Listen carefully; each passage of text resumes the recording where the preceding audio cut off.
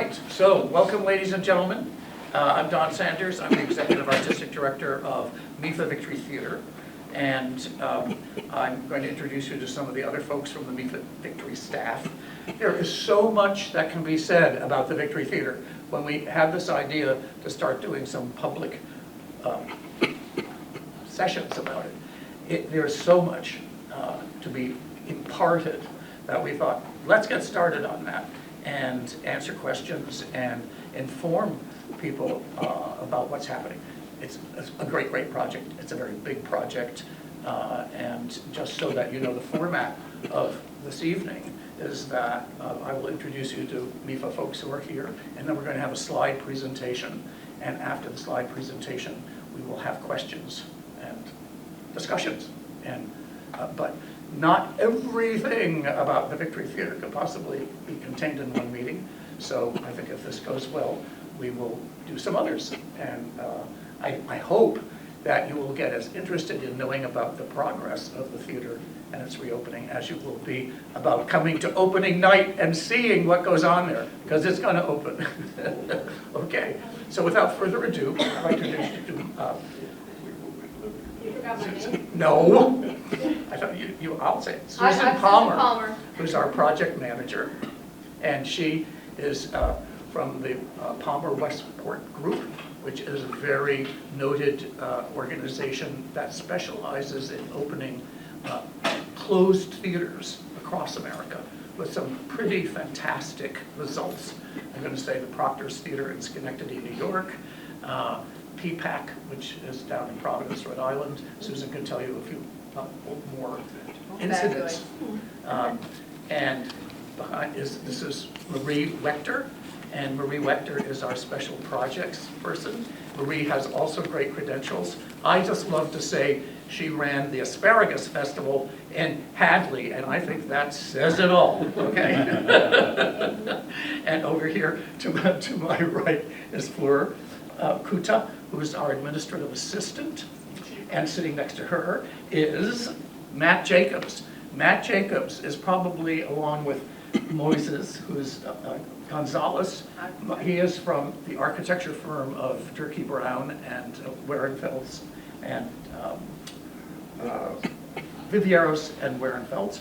And here's the architect representative, and here is the construction representative. Bar and Bar, I always love to say it, was responsible for building the Radio City Music Hall in 1934, and also responsible for doing the restoration of it. So we feel like we're in pretty good hands. So there may be things that come up, and they will be here they are here to talk to you about those. Did I miss anyone? No. Okay. So without further ado, I think the important thing in this, and again, I don't know, there's been a big article in The Republican about 3 weeks ago about the theater and its progress. I urge people to read that. There also was an editorial last week about the project. I urge people to read that. And there was a letter to the editorial from me that came out Monday night. I urge you to read that.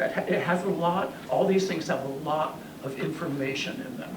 So they're really useful. Does this really help us to understand the thrill of opening night? Yes, it does, because this is a very complex project.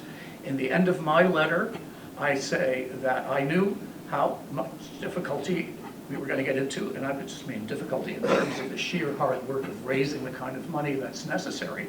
I knew about it. I went into this open-minded, open-eyed.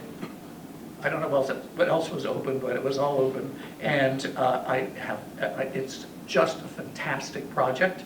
I started my career with the late Joseph Papp at the New York Shakespeare Festival, who started Free Shakespeare in the Park. And Joe's dream was that there would be, in addition to things in the park, outdoors, there would be a theater that has lights and shelter from the rain, okay, to put on new American plays. And he wanted a theater.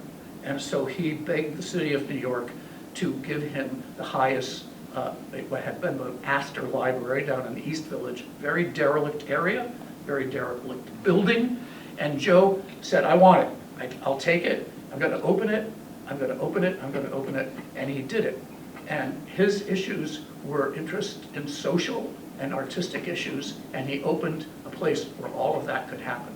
And that's where my training and my point of view comes from.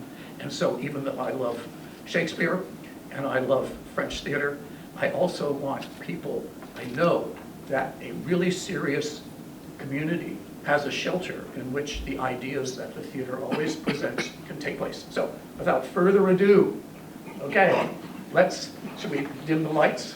Sure.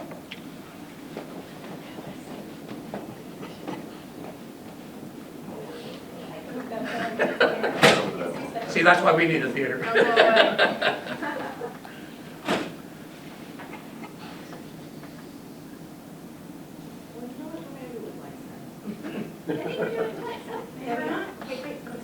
Okay, that's what's going. How's that? Okay.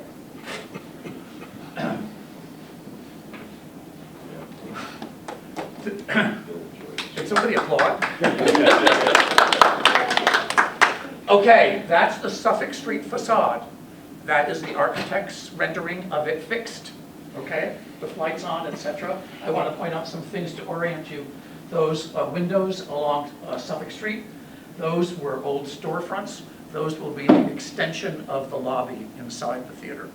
And the second floor, all those lights, that's the second floor of the theater, which had been offices.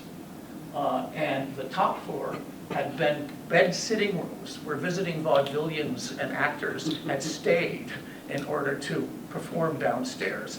All of that gets reconfigured inside, but that is the way, when you come up in front of Suffolk Street, that what you see now, which is the red plywood and everything, and Victoria Arts, that's the way it'll look when it reopens. Everything that's done is done with the very, very intense scrutiny of the historic, the Massachusetts Historic Commission. And so we must keep and want to keep everything that's there of historic significance. I think that's going to be important if you look along the side there. That's the Chestnut Street side of the theater. And that's where there were exits, okay, out onto the street. Behind that is going an annex, a continuation of the building, which gives us more office space, dressing rooms, all the things to service a state-of-the-art 21st century performing arts center. So I just want to orient you. Okay, next.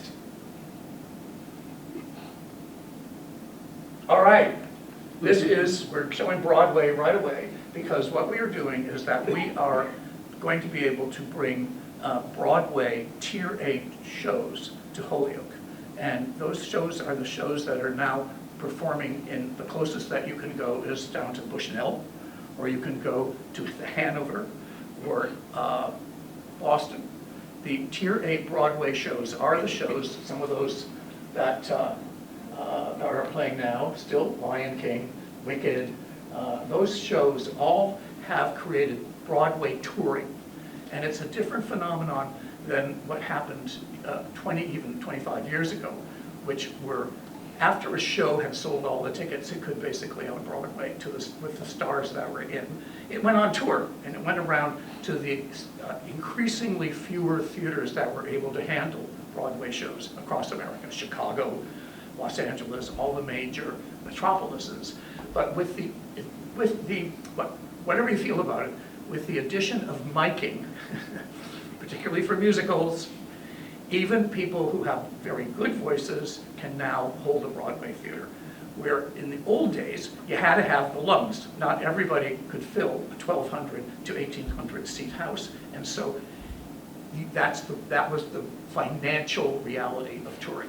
So that when something was finished, it then got its second cast and then was moved around. Sometimes some of the stars stayed, but now the shows that open, and you probably read about them in the paper, they could have been in New York for half a year and they start touring. Even Hamilton started touring before it closed, and it has to do with this phenomenon of, number one, theaters being created that can house the very specific reality of Broadway needs, fly spaces, offstage, all of those. So that is what we will be doing to the Victory Theater. The Victory Other efforts that were made were to restore it to being what people thought of it as a movie house. It had become a movie house, but it was built as a legitimate live house. Very, very important, so that in my own love for it, it never really had the chance to realize its true identity in 1920, which was as a what's called a legitimate house. It segued into vaudeville and into movies before it became a place where the best of live theater, whether it was musicals or straight drama, could be seen. Enough said.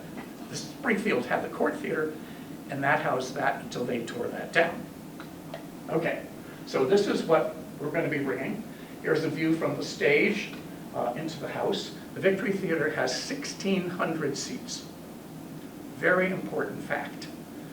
We're not doing a small experimental theater or a black box or something that is, those are wonderful. We will have one of those eventually, but 250 seats, 350 seats, no.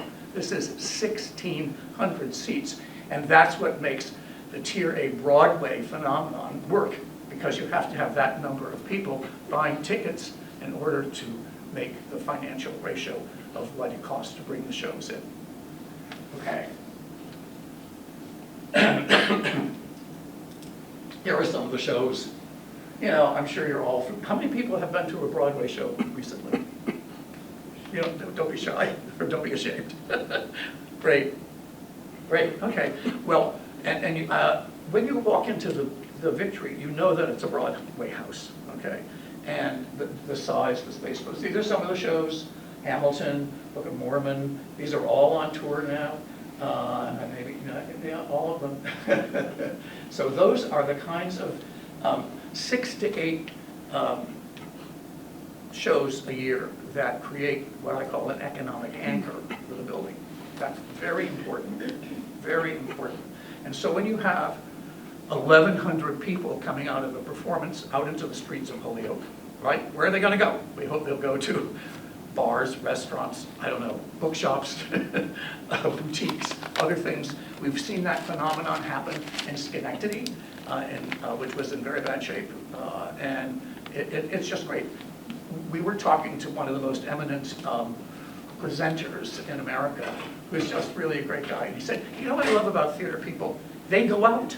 So if somebody goes out to the theater, you know, if people get, you know, in gear and go out to the theater, they're often, they go to dinner beforehand, they go out for a cup of coffee or a drink afterwards. They're going out people, and that creates a very, very lively atmosphere in downtowns. Okay, so these are some of the shows. See it, hear it, feel it. Okay, so we say, imagine a world-class performing arts venue right here in the Pioneer Valley. Very important. This theater, and in awards that have been given to us by the Massachusetts legislature, this is recognized as a performing center for the entire region. It's very important. We have the population that we have in our 3 counties can sustain a theater this size, and the theater is necessary here. We have wonderful theaters, we have venues, we have the Academy of Music, we have the Fine Arts Center, we have Symphony Hall, lots of spaces, but they are not Broadway houses, and they do not have the capacity to put on the shows, the front of house, rear of house, the whatevers, to satisfy a Broadway tour. So that's another, these are important facts. It's not just dreams. It addresses the realities of the stage. Then we have the one Stark's facade will be very exciting. And we're still out into the street, teeming with echoes of laughter and applause. Okay. Next. The plan. Okay. Next. All right. So this is a black and white rendering. Okay, just to orient you now. When I said, look at the side, Chestnut Street. Do you remember everybody back there where we were just seeing a dark street with the exits? Okay. This is actually Chestnut Street. Here are the exits. Bump, bump, bump, bump, bump. And over here is an annex. This is a brand new building that gets added to the side of the theater. The theater itself is 44,000 square feet. The annex is about 15,000 square feet. Okay, so what does that need to do? That, look, here's one of the things it does.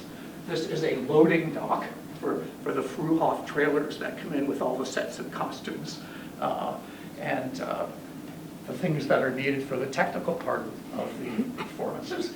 And this is a door to this floor is office space, etc. There are dressing rooms down in the basement, laundry rooms. I mean, I have to share this. We were at PPAC in Providence. How are you? Has anybody been to PPAC? Okay, so that's a different situation, and that was built as a movie theater. It's very big, but anyhow, we went there for a matinee, and we were showing Joshua Garcia, the mayor.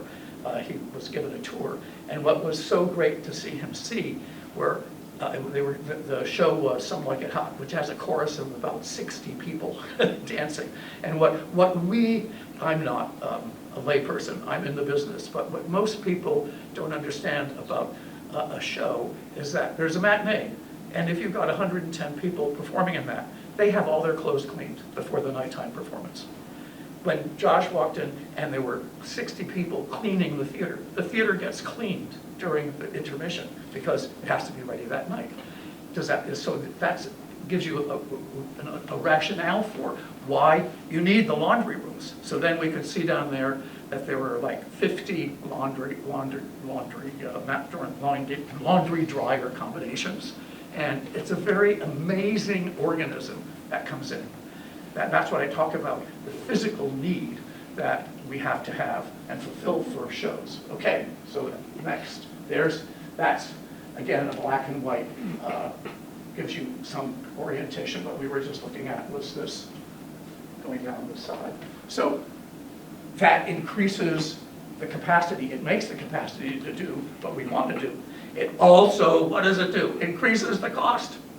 Because in addition, we're not just fixing up decorative interiors, we are actually creating new space. Okay, next. A singular opportunity for cultural enrichment, grand entertainment, and robust economic growth awaits in Holyoke and the surrounding region. Yeah. Okay, here are some of the things that I've been talking about.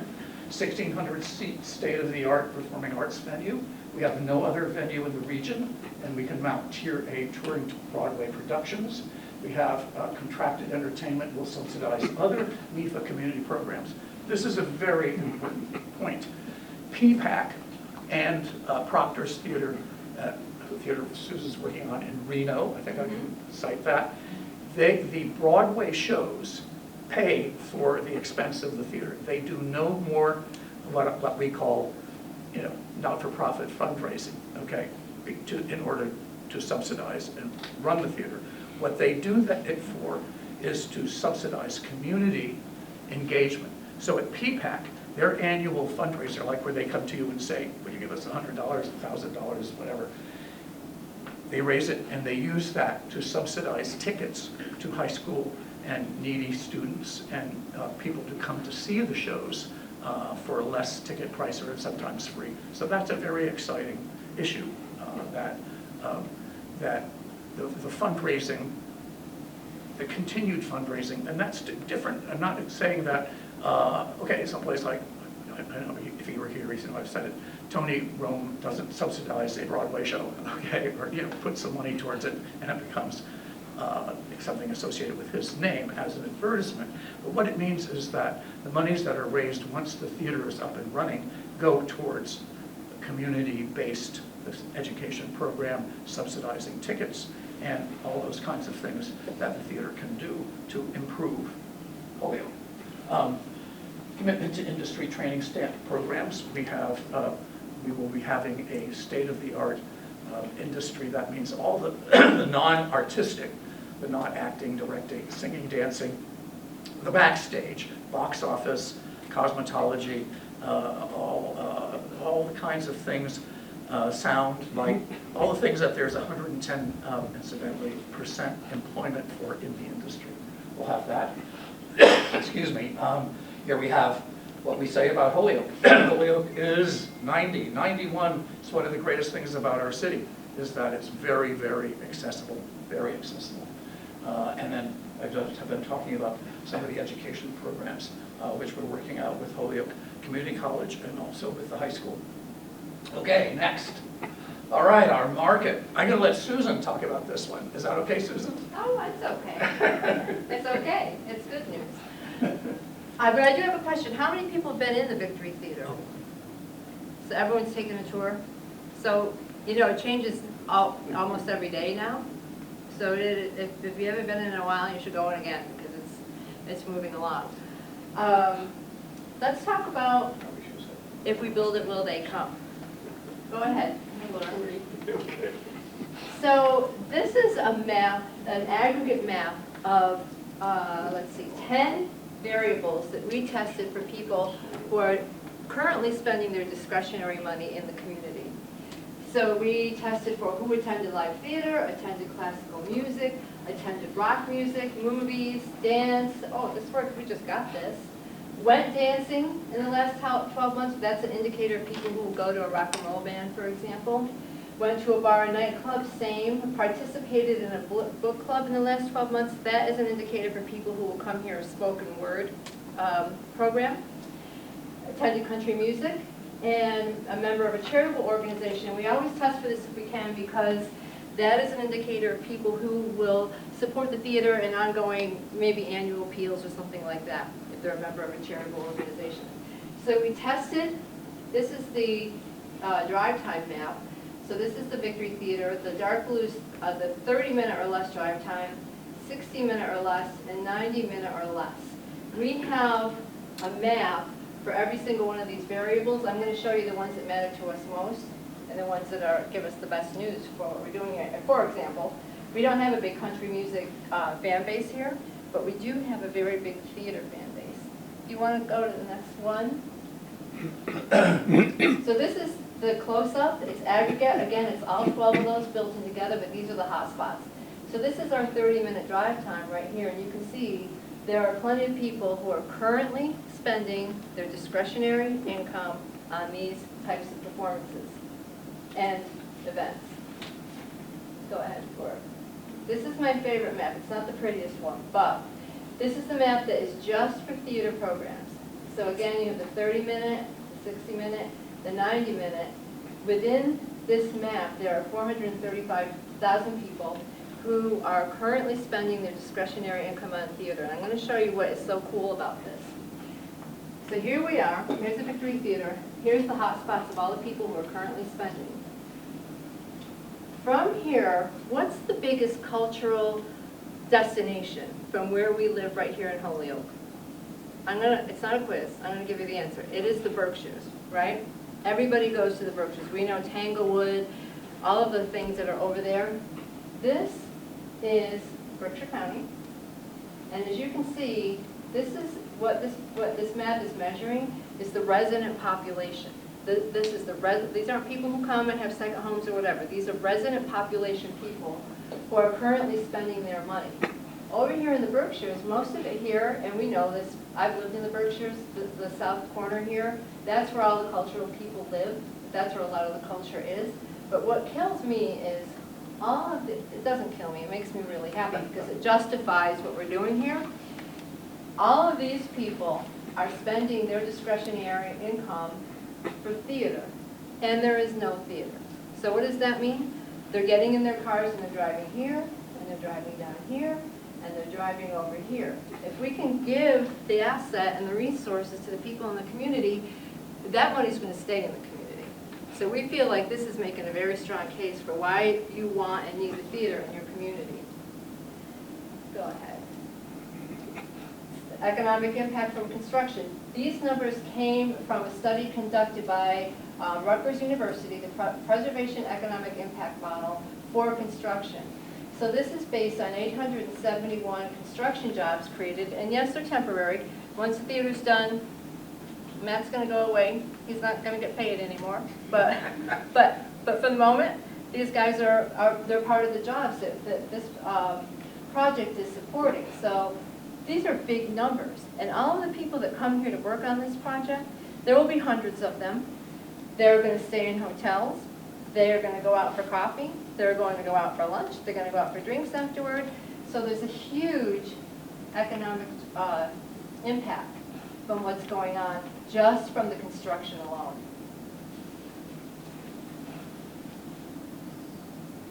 And this is our annual operating expenditures. This comes from a model that we use called Americans for the Arts. The website is artsusa.org. So it quantifies, it projects the kind of activity that will occur based on our operating pro forma. So once we're up and running full bore, and that will be about 3 years, it takes 3 years to build up, we'll be in the $9 million range of our expenditures. That means the money that we are spending putting on shows, paying our staff, running the light bill, everything in the $9 million. This will be spent by our audience members, and that is a number, we have 1,600 seats. The way that we calculate this, to be fair, is the average occupancy in the United States in small regional theaters, this is considered a small regional theater, 65%. So that's 1,174 seats. So when we open the doors every night, we expect to keep in the balance of about 1,174 times maybe 2 or 3 shows a week. If we have a Broadway show in, it'll be 5. If we don't, it could be 2 times a ticket price of averaging maybe $80. That's where this number comes from, and that's where this number comes from of what they're spending after they pay for their ticket. So after they buy the ticket from our box office, this is what they're going to spend on dinner, out, a wine bar, maybe presents for their friends, babysitting gets counted in that, gas for the car, and so on. So this is an annual economic impact. For a small town like Holyoke and a small region like Pioneer Valley, that's a lot. And these are the full-time equivalent jobs that are supported because of this activity. Susan, before we, could we just go back one? Yeah. Because this is such a great moment, because this is the victory stage, and these, I just want to point out, are the victory, yeah. the murals. Yes. The WPA Vincent Miragliati murals, and those have all been taken down, and I'll talk later there. They've been done, they've finished, and they're in storage, so they will go back on either side of the stage. They represent the triumph of goodness over darkness, the victory of World good War II. over evil. Yeah. They're beautiful. Go ahead, Laura. I don't know who's doing this one, Don, you or me? Yeah, this is just a little thumbnail. Yeah. We can do it together. You want to do Yeah, it? yeah, we can do it together. Yeah. Yeah, this is what's been done, what's been achieved so far. Roof and interior drain systems stabilized, interior demolition and abatement complete, seats, ceilings, hazardous materials removed, coal vault and sewer inspection underway now. And just, you know, later on when we were entertaining the questions, these guys here are the ones that have designed that work and have actually conducted that work, so they can take their questions and be a lot more knowledgeable than we are. Okay, the people involved, these are some of the top consultants that we have. I've mentioned Turkey Brown, Vivieros, Warrington's architects, Bar and Bar Construction, Evergreen Architectural Arts are the people who did the restoration of the murals. And I'm always proud to say that their last big job was the Sistine Chapel in Rome. Ryan LLC and Barbara Sokoloff Associates, they deal with historic tax credits that we have, very big part of the budget. 27 South Street Strategies, Charles Group Consulting, and Capital Council. Those are our state and federal helpers, and many, many more. Business, we have created a professional business plan and pro forma created. Investment financing identified, state and federal tax credits awarded, and architectural CD 95% complete, maybe even more complete than that now. If we didn't keep voices from having this. Okay, these are all things we'll talk about later, or you can ask about. So yes, building stabilized. This is interior, recent interior of what we talk about.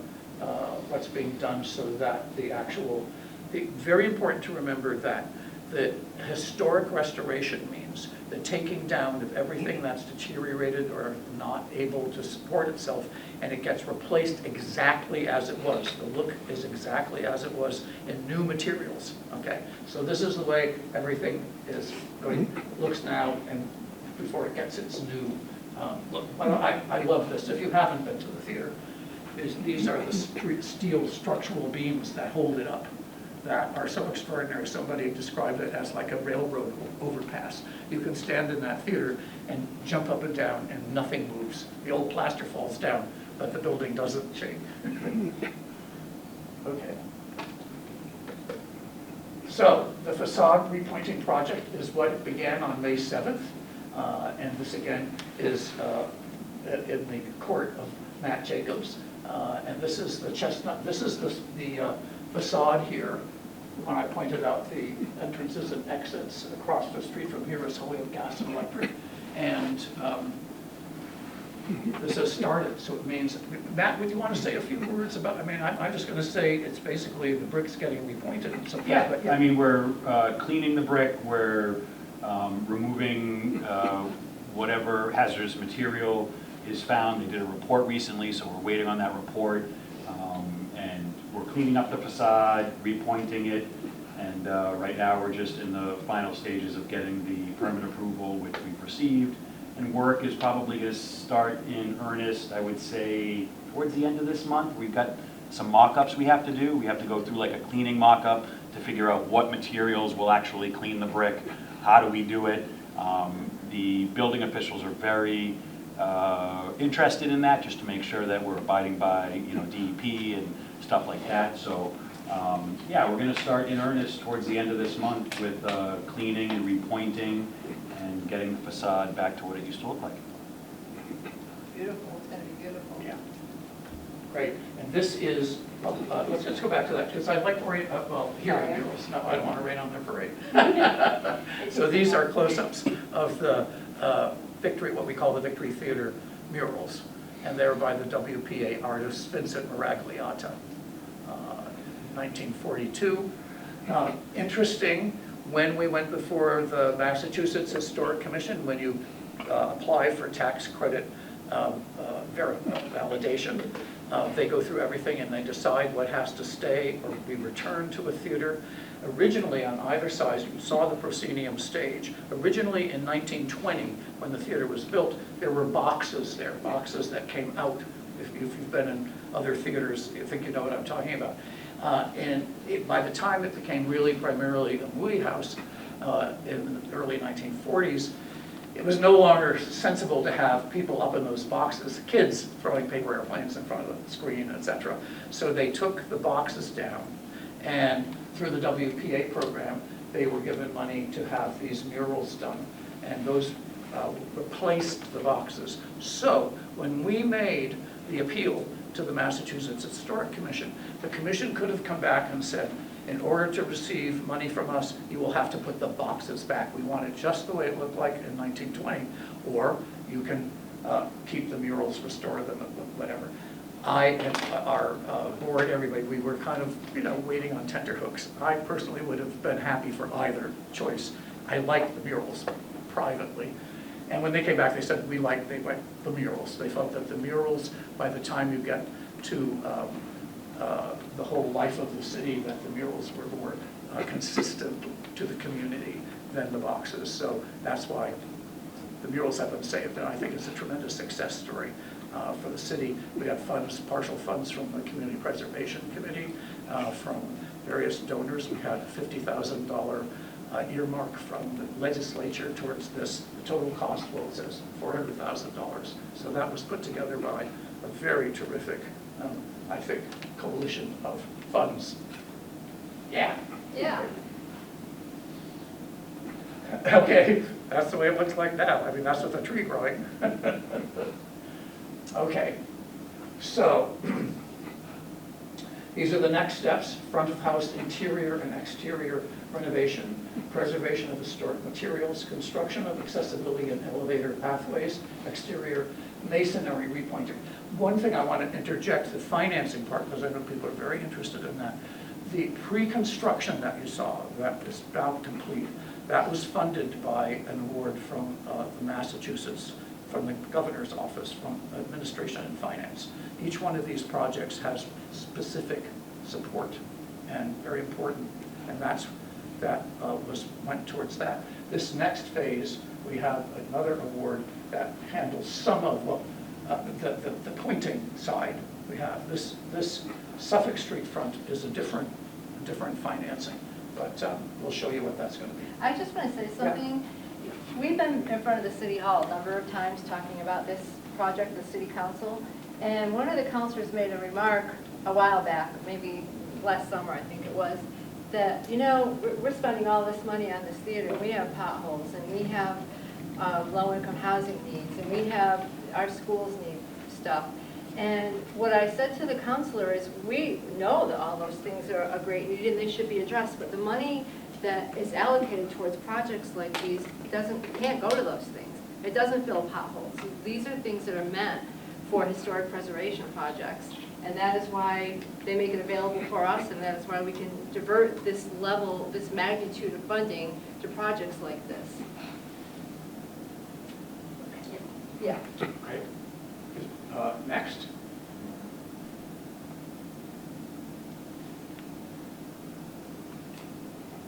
So this is a breakdown. It's sort of hard to tell from the audio. Well, this is the Suffolk Street, what we call the Suffolk Street facade, okay?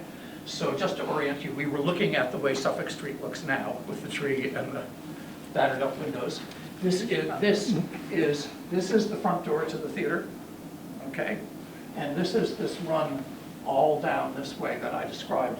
That gets to be an extension of the lobby that is being put together by breaking through what was a series of street-level stores. Okay, so just to orient it, that's that. This is the basement underneath that, and above is the floor above that. And that's the next phase of what's going to happen after the... Should we ask Moises if there's any additional? Yeah, Moises. Yeah, so, Working on these drawings. We've been working on them. yeah, so in this phase, the idea is to really kind of get rid of the structure that's already failing and start to put in some new structure that will support the facade and allow people to actually walk through the space without, falling through a hole through the floor. What's happening on the second floor? That's, the second floor is more lobby space Okay. above the first floor lobby.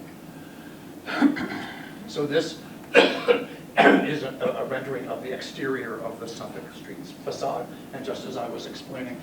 This is very interesting. You asked, the main staircase comes up here, and this, which had never been part of the theater before, is now being opened into more lobby space. Actually, it's going to be a meeting room, a gathering room, Yes. a beautiful room. There are going to be 5 concessions in this theater. It will have a concession in that space. And this top floor, this is going to be amazing. This whole run is going to be a lobby that services the upper balcony of the theater.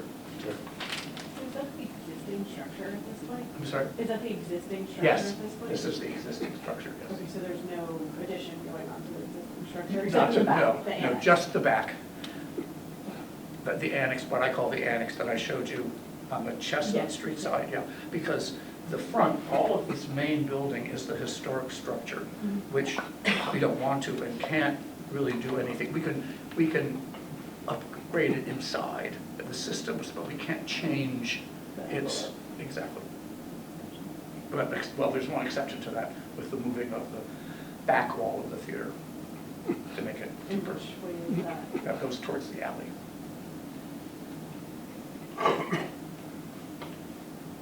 Okay.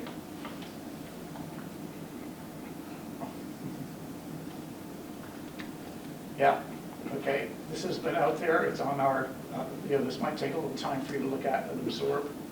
Do you want to talk about this, Susan, in detail, just Well, walk people through it? as you said, it has been out, and even since I've been on the job, I started right before COVID, and it was in the high 60s then, and a million.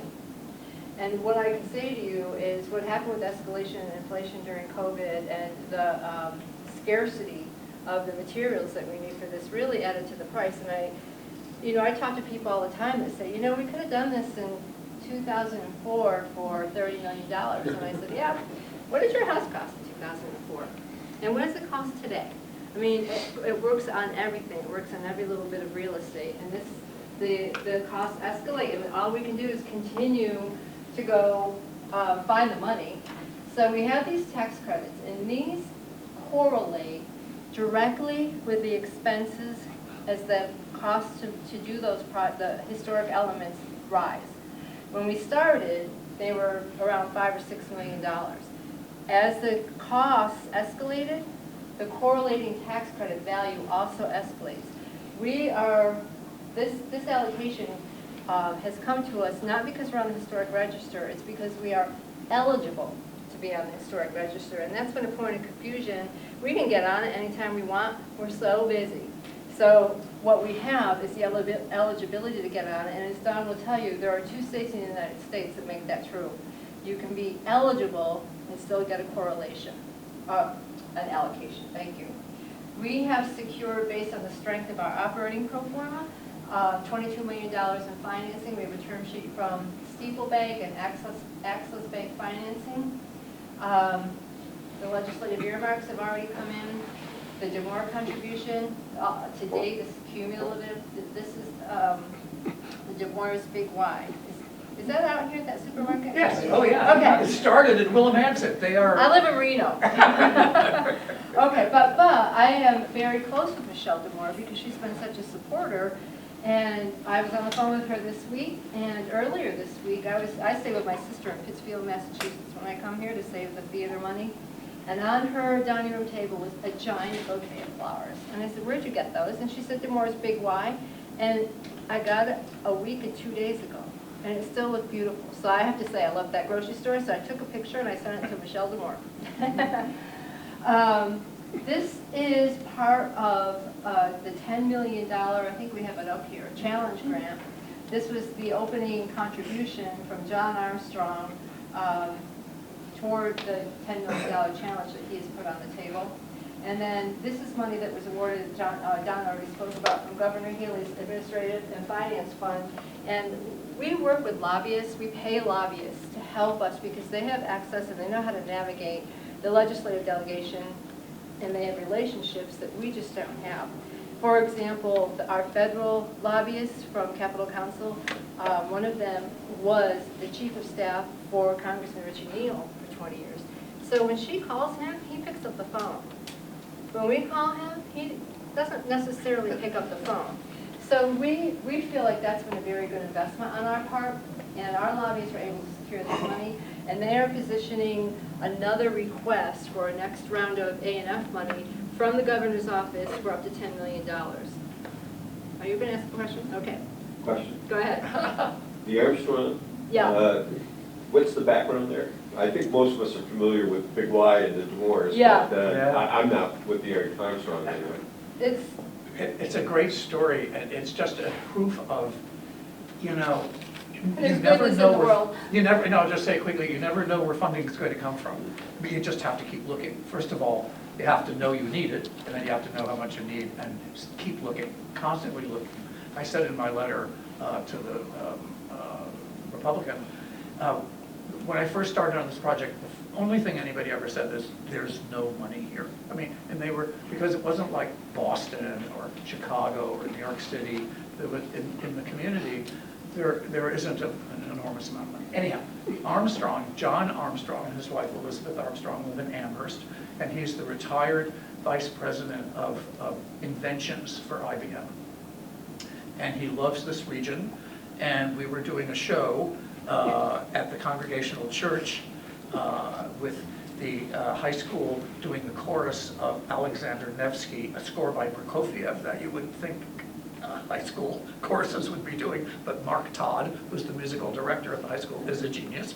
And I said, I want to show this film as part of the silent film series at the Congregational Church. So we did it, and I had known John and Elizabeth socially, and I invited them to see it. They came over, they came to Holyoke, they saw it, they just thought it was wonderful. They looked at the theater, and they're from New York, they're New Yorkers. Well, actually, John is from Schenectady, so he relates very closely to what happened to Schenectady when GE left and left it devastated. So this is a contribution from them. This is actually on top of another $1 million that they've already given. This contribution is to what Susan refers to, the 10, we've been told, so the $22 million access financing, and we can get into more detail about this, but does that answer your question? Yeah, I did They're know not- the name, they're- and when you yeah, they're mentioned the not name Holyoke and being an based. So Amherst, we should I get know into of the them. details Yeah, after, okay, because I'm okay. sure there'll be more Okay, questions, okay. yeah. So anyway, that was his opening gift toward that. And I had lunch with him today, actually. Don couldn't make it. And he's just such a fan of Don's. And as I was leaving, I said, you know, I'm sorry, Don couldn't make it. I know I'm not anywhere near as interesting as Don Sanders. And he said, you people are. So anyway, and I walked away with the next page. I love it, actually. That's the installment first on time this. anybody has ever passed on a thing like that to me, so I just. I always pass on compliments. Mother's Day, thank you, Mother. So we've also been working with Mayor Garcia. Probably you all have heard over time that there was originally an ARPA grant that he was intending to allocate toward our project. It was about $2 million, but it had a very precise timeline that was going to be constricting to us. So he decided, in his wisdom and with our full agreement and support, to divert that money to another project in your city that has the need and wanted to look for more funding. So what he found was a program called Section 108. It's a HUD program. And what he found is that he can allocate 5 times worth of the city's annual allocation, which is $1 million. Every year, your city gets $1 million, and you can put this in the form of a Section 108 funding proposition up to 5 times, so that's $5 million. Well, then we had an election. Then we had big cuts to some of these federal programs. HUD programs, some of them are on the chopping block. CDBG money is on the, that's Community Development Block Grant money. It's on the chopping block. They also fired something like 4,000 employees. This has not been cut yet. So what he is preparing in his office is a letter that we can use to help close the gap on the $10 million, saying that he is intending to use his Section 108 allocation for up to the $5 million, contingent upon 2 things. Number 1 is that program survives the cuts. If it doesn't survive, then there's nothing he or we can do about that, and we'll have to figure out another strategy. The other contingency is that it helps, we use that to help bring other people to the table to close the $10 million gap. So that's what we're doing right now. The remaining need is the $24 million, and these are the ways that we intend to go through there. Another federal earmark, we're looking for that, and again, you know, we're slow business now with the way that the government's working. That doesn't mean we give up. Additional Massachusetts state funding, and we talked about that before, the A&F that we've already gotten. And then we want to continue with the capital campaign, and what I like in the way that this is represented on this page is it's sequential. The people who live in this community have seen this go on for a very long time. There's skepticism that's surrounding this project, and we know it. I'm getting the time here. Okay. I will just say, I work all over the country. I'm called the consultant of last resort, because people work on these things for 15 years or longer before it's passion project. They raise money, they spend a little money, they come up with fundraising ideas, and when they run out of ideas, they think, well, maybe we better hire somebody that's done this before. And that's when I finally got hired. And I will tell you, Schenectady, Proctor's Theater was on the block to be demolished by the mayor at that time in the 1970s. I was still in high school. By the time I got hired, it was 2005. That's how long. And it's been open since then. It's a 2,800-seat theater, and it injects $23 million of economic impact into that city every year. So, it's worth the wait. Okay, yeah, you want to take over how you can help? No. Yes, I do. Okay. It's pretty straightforward. Help is help. Understanding. The community needs to understand everything about the project. In the end, we talk about a performing arts center for the region, for everything, but this is actually for Holyoke. Holyoke built this. It's an incredible story, originally, and it is for Holyoke. So even though we don't have a lot of money, it's the understanding and the desire to have this, the recognition, not as just being foolish and thinking, oh, how could this ever happen, is to understand how it can happen, because it has happened, and it is happening. And to back it in that way is the biggest help that this community can give to this project. I really mean that. It's not, yes, anybody who's sitting on a bag of $5 million or whatever, fine. But number one, it's to understand the project so that you are advocates of it and its power for the community. And that is number one. There are various ways we volunteer. Maggie, welcome back. Has been a volunteer. These are very kind of conventional ways to help. Susan got into the final thing of the capital campaign. We have purposely been working on finding large sums of money because that's what we need to get close enough to the end where $50, $100, the kinds of money, $500, $1,000, we don't want to ask for that money until we know, because we know we can raise that money. But we want to make sure when we get it, unlike previous efforts, which we had nothing to do with, by the way, could raise that kind of money and couldn't deliver the theater. I want to be sure that we can deliver the theater before we ask anybody to do that. But before we get there, I ask that you understand it. And if you have questions, if you want to know more about it, you think you know people who want to know more about it, it's very important. That's worth its weight, not in gold, but platinum. How's that, Marie? Perfect. Is that it? Yeah. Okay, thank you guys. So we are here, all of us, and would love to answer any additional questions you have. Yes? I just want to make a couple of notes. We only have 20 minutes for this section, so we're going to ask you to ask one question. This is not it's a question that we can all answer and speak to. It's really not a comment section, it's a questioning. Yeah, they told us they're going to be pretty strict about booting us out of here. Nobody wants to work overtime for this. Okay, go ahead. The one I had isn't that important. so- Oh, no, Oh, no, please. it's questions. No, I think They're I have all one that's important. more. No, I'll pass. Who was next? The young man in the Okay. striped shirt. Thank you. My name is Alan Scheinman, and I live in the historic district of Fairfield Avenue here in town. And before I moved to Holyoke, I was a substantial property owner in downtown Northampton, where I lived. I did a number of Mass Historic Commission supervised historic renovations of buildings downtown. So I have some substantial experience in the field. Michael, I have a lot of questions. Okay.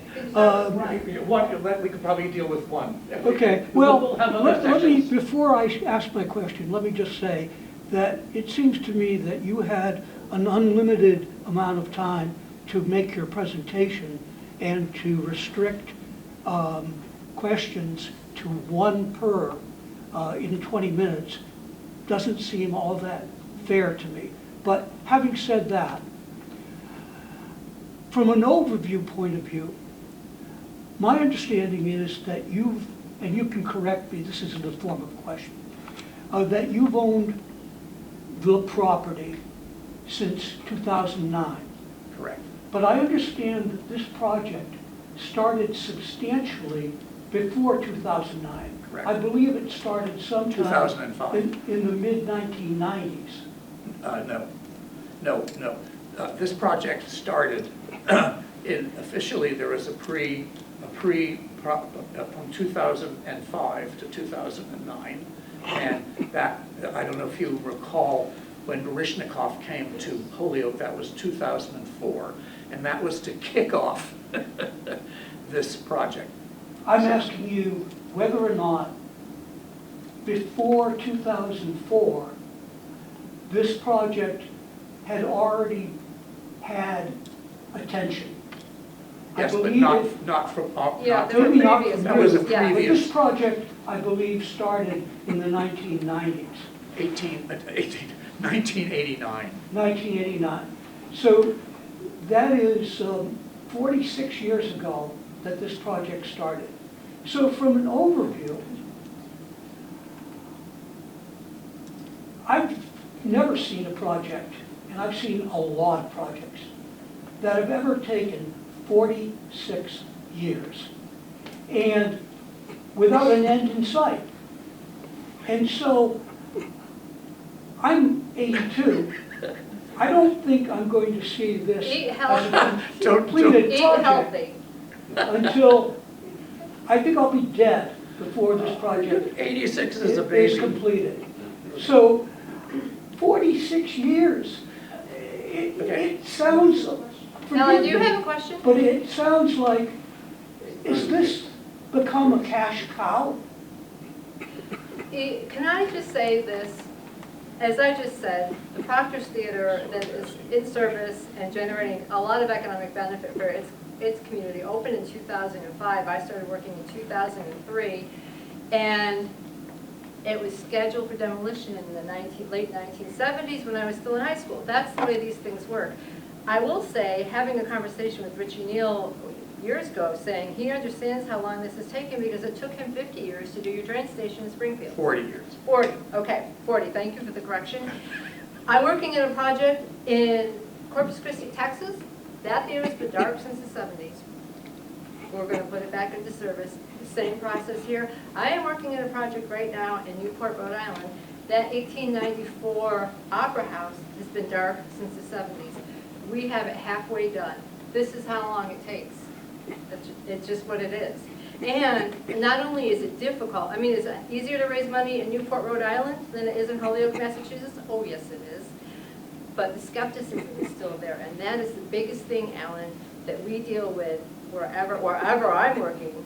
It's the skepticism and helping the community overcome that and turn them from skeptics to believers. That's the job. I want to just interject. Can I offer something? sorry. Because I've been going out to the senior center and other places to hear from people about their experience with this project, and they all have that same fatigue. And, you know, what I tell people is that, yes, there was an effort in 1989. 89. And they were trying to restore it as a movie theater. And that didn't really get off the ground. But the efforts of those people on both those efforts, there were two different projects, stopped the city from knocking the theater down. I got you. One of the points I'm trying to make here is that I'm definitely in favor of historic renovations. I've done a lot myself.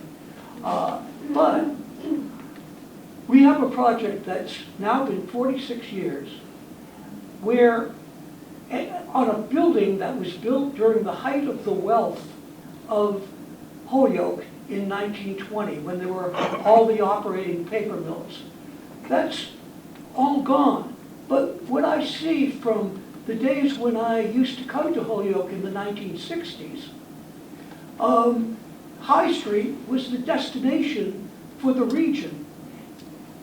And I think that this kind of money would be better spent on historic renovations of the historic structures on High Street that would have an immediate consequence, rather than some project that may not be as appropriate today or in 10 years as it was in 1920. Thank you. If I could just quickly say to that, first of all, I love this observation and question because this is what's on people's minds. I'm not trying to, this is why we want to have many, it's very important to ask and to talk about it. I could answer it in many ways. I do want to make some very clear distinctions. Our project, our effort, you're talking about saving the theater generically. We have not been saving it specifically until really basically 2009. We did a 2004 to 2009 investigation and sustainability, all that kind of thing. But so that we have not been spending that much time. It's still too much. I'd love to have it open right now. The point is what you're saying about spending the money on it rather than other efforts. All those things should be done. The fact is, I've seen that how, and it is very persuasive, that once a theater opens and you have the numbers of people coming into town, the 1,100 people coming out each night, coming from other parts of the valley, coming into Holyoke, which has, by the way, gained much more status in the past 20 years, 15 years. And Steve is, I mean, the canal area, all of that, there's a much better feeling about Holyoke. And all of those things may seem slightly ephemeral, but they're not. So you need, I think if you, I would have to say, yes, it's a project that I want to see done, but you need to put the money down on something that really makes an impact, that makes what's the right, a ripple effect that changes the rest. I talked about, Joe Papp, when I began, the East Village in 1966. I don't know if anybody remembers what that area looked like, Lafayette Street. It was a total dump. It made Holyoke look like Palm Beach. And the only building, everything was derelict.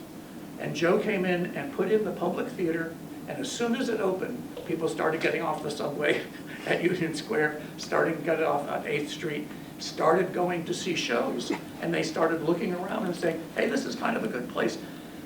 Joe sent me down to look for additional rehearsal space. I went to Spring Street. I knew somebody, okay, that's the point. So you're right, we should keep talking about that. But you're right on certain things, but I just want you to know it is a good use of the money.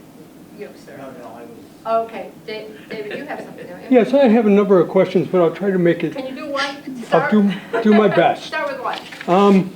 You know, I'm talking to the group, that I've been looking into Victory Theater, MIFA, for the last year and a half. I've talked with both Susan and Don.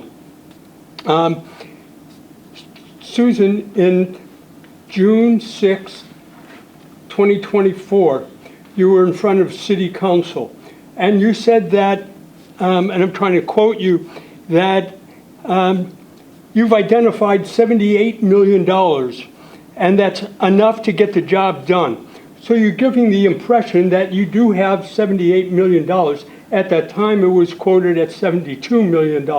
But you've also, in the past, when I interviewed you, you had a number of figures given in the sources and use column, and that you had $3.2 million from the city of Holyoke. That is not correct. You also have $2 million for community campaign. That is not correct. You had said it was $75,000. I asked, can you please explain this? I will. So there was a time with the 3.2 from the city that we were looking at a $2 million ARPA allocation, which I spoke about here a few minutes ago. That has gone away, and it's going to be replaced, hopefully, it's not up there anymore, with a $5 million Section 108. So we like the way that that transacted. The 1.2 is a forgiveness of services such as utility hookups, sewer hookups, and all of that, for which we have to pay for permitting with the city. The city has the capacity, if it so chooses, to forgive all of that money. So that erases that amount of expense from our capital expenses. And that's what that 3.2, to which I was referring at that point. I'll also make another point. There was a time when this project was going to be $78 million. It's more expensive now. We can't do anything about that. We could just keep on going. When I said to you that we saw pathways to identify the money to pay for those, we did. And some of that money is still coming, and some of it's fallen away. The sources and uses for this project change every day. And I'll just give you an example, David. I had lunch with a donor today, and I came home and handed Don a check for $250,000. Every day changes, every day. It was on your website from 12/4/24. So that was, you shouldn't have put it on. Your money had been rescinded then, and yet it was up. So why should I not believe that? Well, so are we on top of the website every week? I would say we have a good complaint there, but it is not a complaint that has to do with any kind of fraud or mismanagement of money or anything else that you allude to. Okay? Do we get behind on the website? Oh, yes, we do. And there's a list this long of other things that we get behind on, because this is a big job, as you know. That does not mean that there's any concern that you or anybody in this room should have about the way that we are raising and spending money on this project. I Yes. can't ask more. I don't have a question, but I'll be very brief with the comment. I just want to thank all of you, and particularly Don, for your perseverance in doing this. And I know some people are cynical, skeptical about all this. I know you've been at it for many, many years. I've taken the tour of the theater, and if you haven't yet, go and do it. And do it whenever you have that open house, and you'll see the changes and improvements that have been made. So I'm all for it, and congratulations and thank you. Thank you. Yes, Practical question. yes. When do you guys anticipate coming in front of the planning board with an updated site plan? I'm sorry, could you repeat the So question? the question was, say your name again so everybody knows. My name's Lauren Niles. Laura Niles is on the planning board, and as things progress in the design development and so forth, then we have to keep going back to the planning board to have the updated plans approved. And that her question was relative, is when are we coming back? So the answer to that Yeah. is, we were looking at the June, we began by thinking this year would be as early as April, but various developments happened, and really around the issues that we found in the sewer, et cetera, and also the architect that we want to have be there, Weiss is a part of the team. Has a needed vacation. So, I know, but, so the planning board availability is, that I don't need to tell you yeah. So we are now looking at the June 22nd. Okay, so when do you anticipate, this is a follow-up question, I understand, Yeah, sure. second question. When do you anticipate, like, submitting the documents? But by the 10th, I think is for the 22nd. Okay. Yeah, so before that. We're very aware of that timetable. Awesome. And I think probably, as you know, we had it all approved in 2018, not some of Yeah, the that's detail what of, I had. yeah, exactly. Yeah. But it has to be renewed. So we Yes. are, Yes. you know, although Ellen, you've already had a question, so the beautiful lady in front of you would also like to have a turn, so, okay? Oh, me? Yeah. You'll like my question. I didn't see anything in the presentation regarding parking. Could you Yeah, sure. elucidate Okay, on this is a that? very important question, and it may seem that that we have, according to federal guidelines, sufficient parking, just the way things are at the moment. There is enough, for 1,600 seats, you have to have 800 parking spaces. And we have enough parking spaces on the street around the building. Holyoke Gas and Electric has said that they will allow their parking lot to be used at night, particularly when they don't have people using it. And we also have, I know it seemed to be, 2 blocks away, we have a public parking garage, and that falls within the federal guidelines. So we have 800 seats. And that's a full house. Seats. The actual number is 1 parking space for every 2.4 people who come into your theater, and 1 parking space for every employee. And the way that is we all drive to work by ourselves, and when we go to the show, we go with other people. So that's it. And if we are at the average of 65% capacity, which is the national average, that's 1,174 seats when we are open, and that would be 1 to the 2.4 ratio for that. So there really will be parking. There will be other developments that we're working on right now that we're not ready to disclose right now. They're not final, but there will be more to that topic coming. They're really cool. Okay. Ellen, let's just make sure somebody, I know, I think you're, anybody Yeah. else have another question? This young lady Okay, here. yes. Are there going to be amenities too? The answer is yes.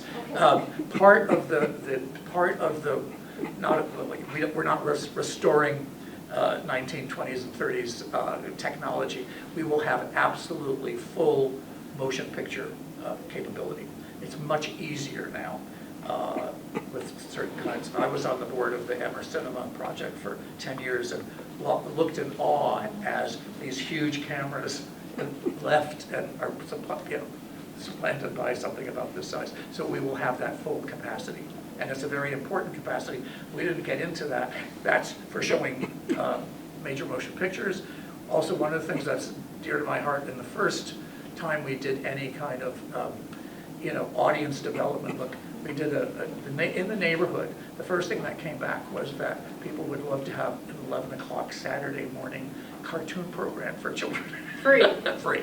I work in theaters around the country where we do free Saturday morning cartoons, which is great, but my favorite one is it costs $1 for the kids to come in free if they come in their pajamas. That's what I love. Okay, David and Alan, you both have your hands up. You guys decide who goes first. Okay. If you can explain more about your historic tax credits, because let me explain where I'm coming from.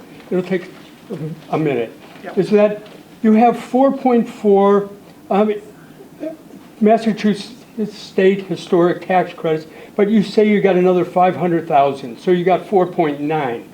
And on these forms, you say you have, depending which form you use, it's 6 million or 6.3, and now you probably have, they're saying you have 9.5, and that you are not on the federal historic tax, the Federal Historic Registry.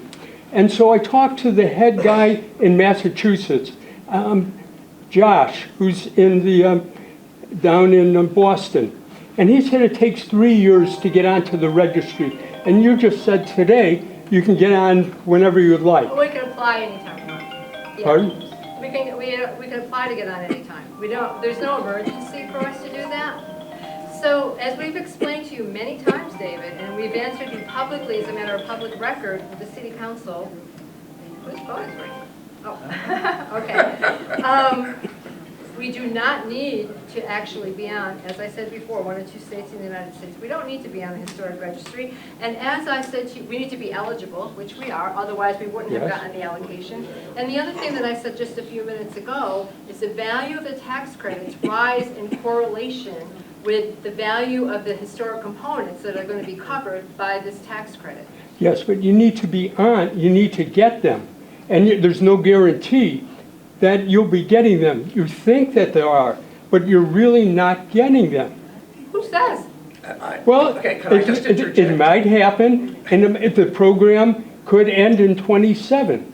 It may not get renewed. That's true. Then you're out of luck. World could end. I mean, the theater's a crapshoot, David. We don't ever make any other aspiration. That theater's a crapshoot. But why list on your forms the 6 million and the 6.3 million? 19 million. And that when you actually had We're looking at 4.4 million, you knew that. We're looking at $19 million.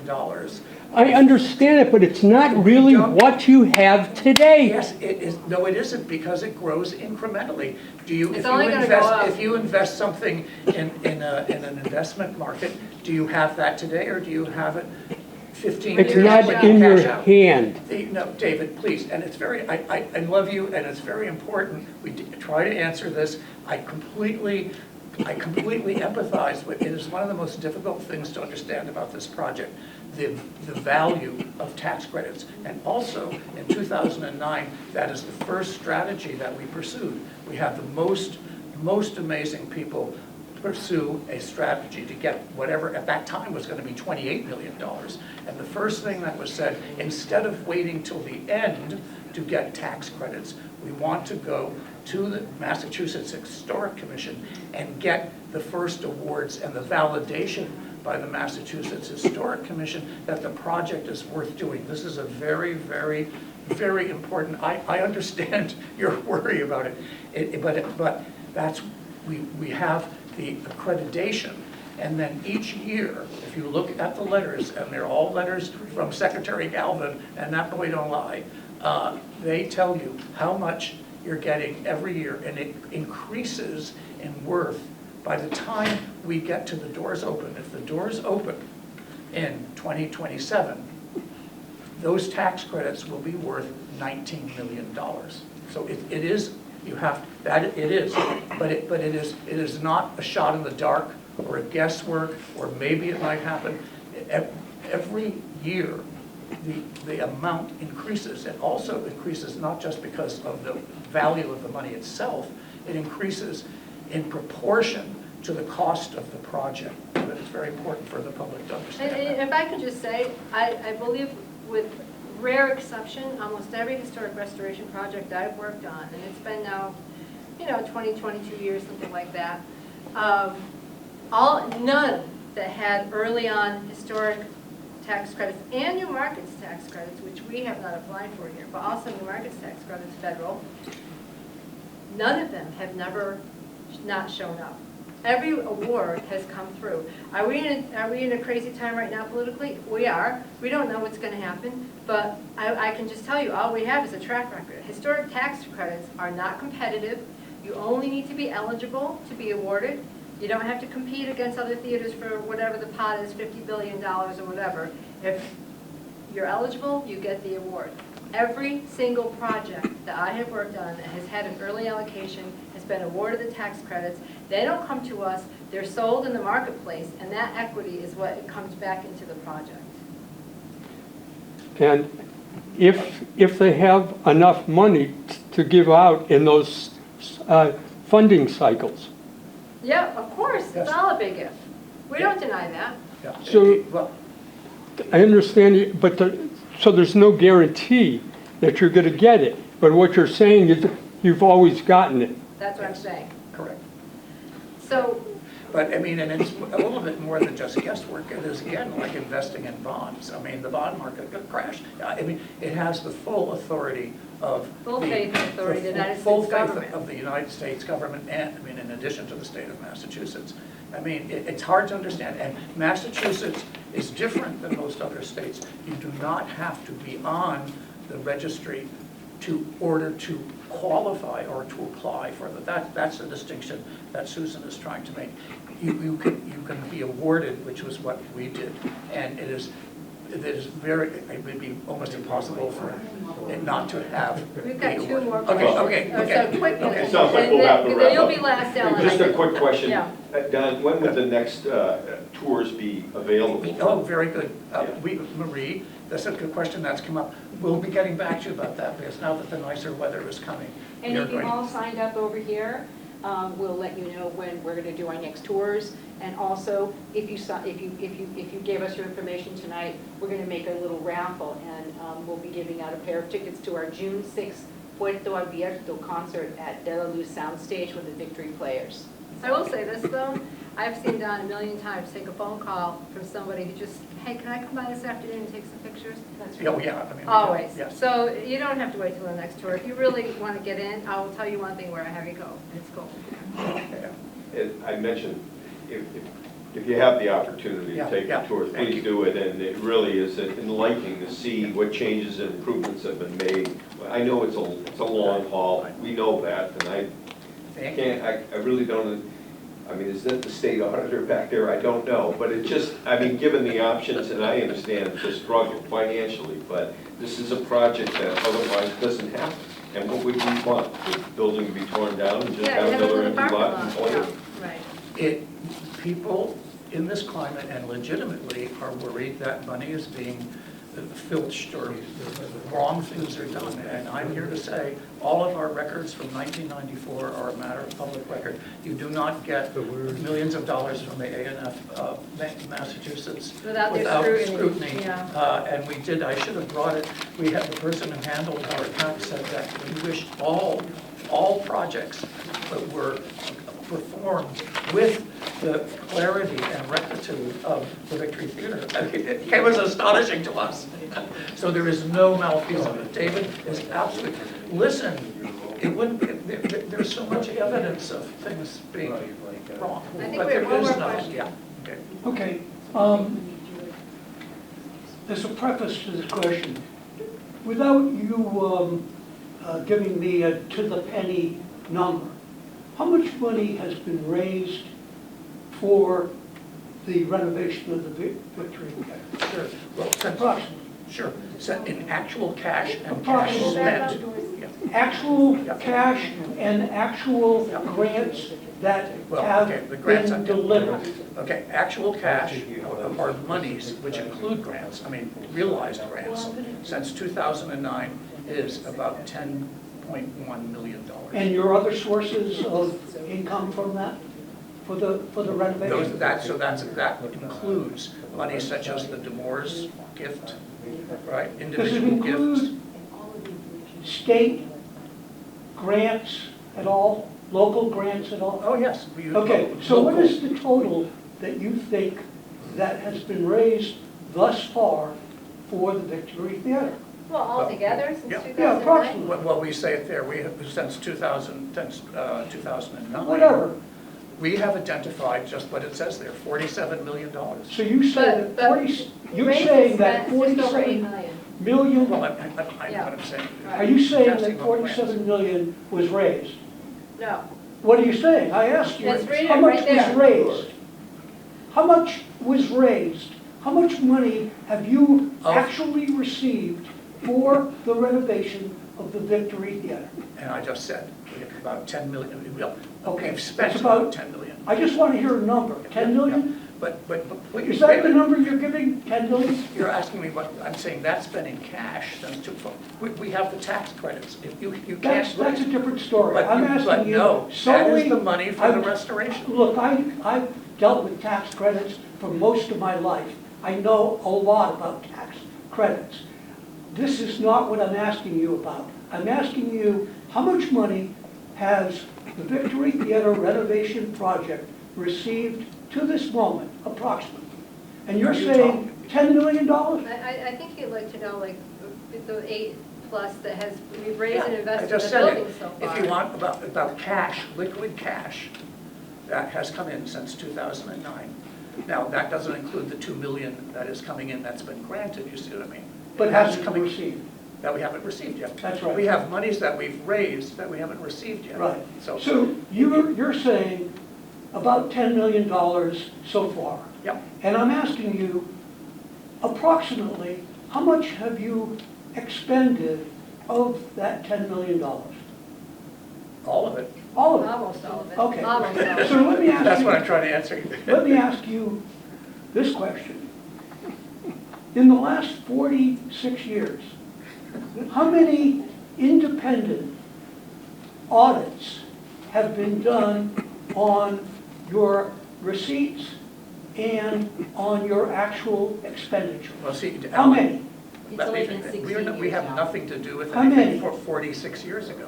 How We have many that- to date? We have a yearly, Annual. annual audit, professional audit since That 1990. you pay for? Yeah. Yes, absolutely. I'm talking about an It's a matter of independent, public record. I'm talking about an independent audit Yes, by yes. someone other than who you pay. We have none of those, and why would we do that? No one's ever asked us for one. Well, maybe they should. Well, maybe they Well, should, but you they can haven't. Tell any reputable auditing firm that they are not But honest we have and done several, independent. it has satisfied the federal and state compliance regulations, which is why we've gotten all of this money. We've satisfied the feds and the state. I'm sorry that you're not satisfied, Alan. If you'd like to. I'm not request saying a- I'm not satisfied. I Oh, don't what? have the information to Yes. know whether or not Yeah, I'm yeah. satisfied. I'm here for the first time. I've attended Victory Theater. I'm a lifelong resident of Holyoke. I would love to see this come. I was a docent at the Arm and Hammer, so everyone was Oh, excited wow, then. yeah. And we lost that enthusiasm because of this. But I don't understand, what is your point? What are you trying to say here? I'm looking at a project that seems to be ongoing and mired.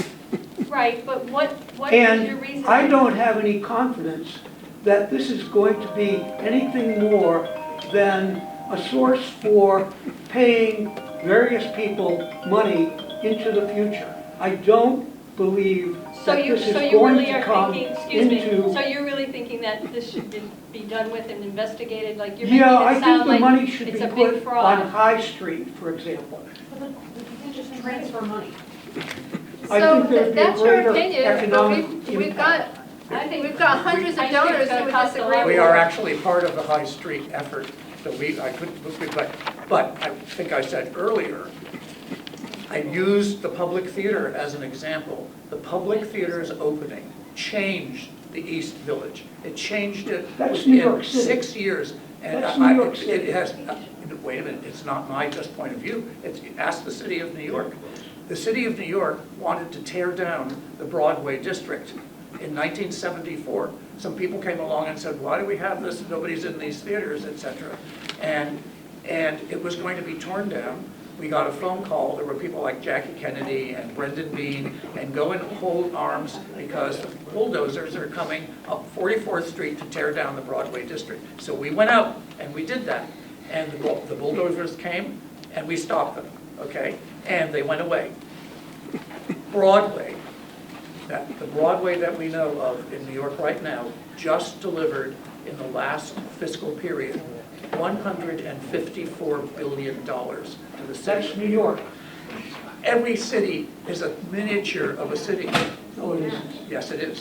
Well, I can tell you what happened in Schenectady, and same circuit theater, 1920s, GE left town, it's called deindustrialization. You could see, you know, nothing going down Main Street. There were $2 stores on Main Street in Schenectady, New York, and they both closed. That's how bad it was. And now it's one of the most vibrant cities. And when we were working on that project, the legislative delegation said to Philip Morris, who's still running it, why do we need another theater? We have Capitol Rep in Albany. Capitol Rep has 320 seats. He persevered, the theater got open, Proctor's Theater now runs Capitol Rep. I'm not trying to make a believer out of you. If you don't believe, you don't believe. If you want to see your money, yeah, you think? But, so what, if you want the money spent someplace else, you should speak to the people who are allocating the money, not us. Oh, please do. Go right ahead. Okay, well, and thank you Please, for filming. Thank you. Question. Thank you.